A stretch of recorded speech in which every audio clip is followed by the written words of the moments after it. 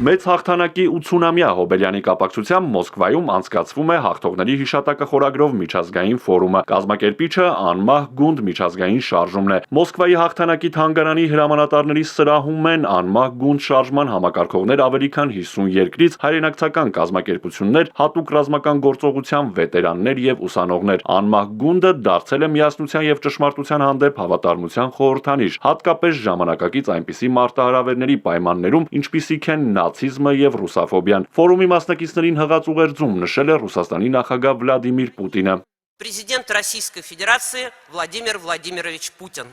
Պետդումայի падգամավոր Ելենա Ցունաևան նախագահ Պուտինի ուղերձը հանձնում է անմահ գունդ միջազգային շարժման գլխավոր համակարգող Մհեր Ավետիսյանին։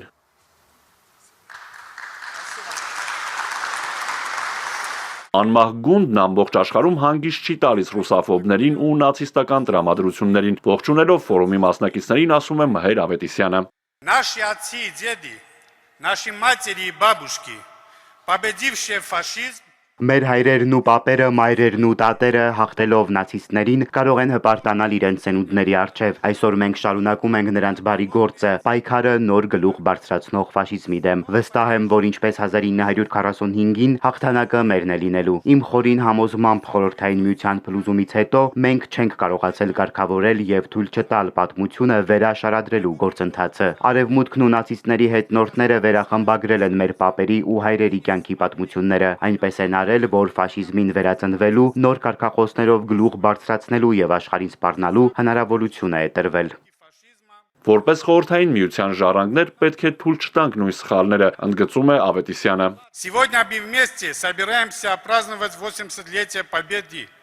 Это не просто праздник. Այսօր մենք պատրաստվում ենք միասին տոնել հաղթանակի 80-ամյակը։ Սա ոչ միայն հաղթանակ է, այլև հիշատակի ու երախտագիտության օր։ Սա լավ առիթ է եւս մեկ անգամ հիշել մեր անմահացած հերոսներին, մեր ազատասեր նախնիներին, որոնք իրենց կյանքի գնով մեզ պարգևեցին ազգային արժանապատվություն։ Սա մեծ պատասխանատվություն է ու մեծ հպարտություն, որ մենք պետք է պահպանենք մեր օրերում եւ պատվով փոխանցենք հաջորդ սերունդներին։ Պատահական չէ, որ միջազգային այս ֆորումը անցկացվում է Մոսկվայում։ Մոսկվան հաղթողների խորհրդանիշն է, որտեղ պահվում է իրական պատմությունը։